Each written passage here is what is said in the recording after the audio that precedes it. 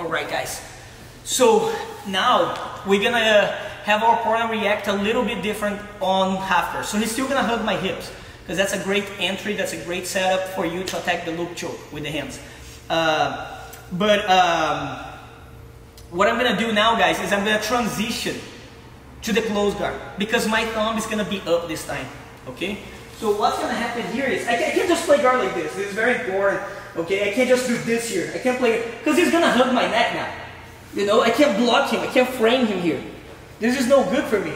However, he is hugging my hips. So his weight is in this side, not in this side. Because of that, I have a little bit of time to hold and hug his head right away. You see? Now, this is very important too, because you have to see one thing here. A lot of the times, okay? So, if my opponent is here, I could maybe get this. You see, I can take my shin shield and still get him. I can still do this, you see? It's possible. It's harder, but it's possible. The problem is, a lot of times the guy is here, and he has his chin down. So now I cannot get this. This is going to be impossible.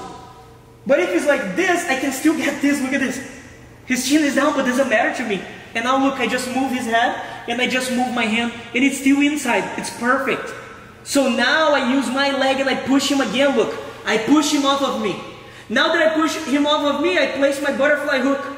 Now that my butterfly hook is in, I just place my back on the mat, and I have two butterflies. Look at both of his hands on the mat, exactly like the concept of close guard. So I sit up and I push both of his knees, look at this. I stretch him out. So now I just move him to close guard. At this point, I start escaping my hips and I start going here and I can tap him out. But he might start trying to defend. He might start trying to pull by his arm out because my thumb is up. No problem. I go and I set it up for the cross choke.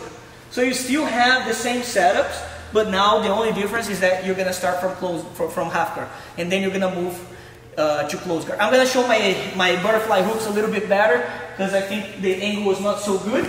And I want you guys to see here, again, one more time, my knees across that side, guys. Remember, okay? Because he's mashing and putting pressure on the elbow here. Now he's looking to this side, not to this side. This side here, easy for me to attack.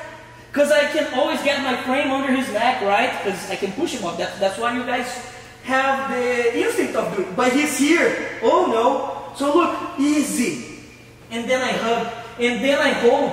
And then I push. And look at my hip, my hook. Sometimes I have a hard time. No problem. So if you have a hard time, you push. And now look how I slide my foot. And I push him off. And now my hook digs in.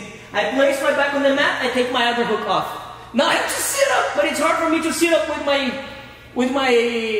back. So I use my legs, look. So I sit as I move him. And now look, I scoot inside and I close my guard. I move myself to the side, I place my foot on the hips. And now look, I arch my hand and I easily choke him. But he starts defending. I don't let him. And on my timing, look, I grab and I pull myself. And now I can easily get to the cross choke position. Whoosh.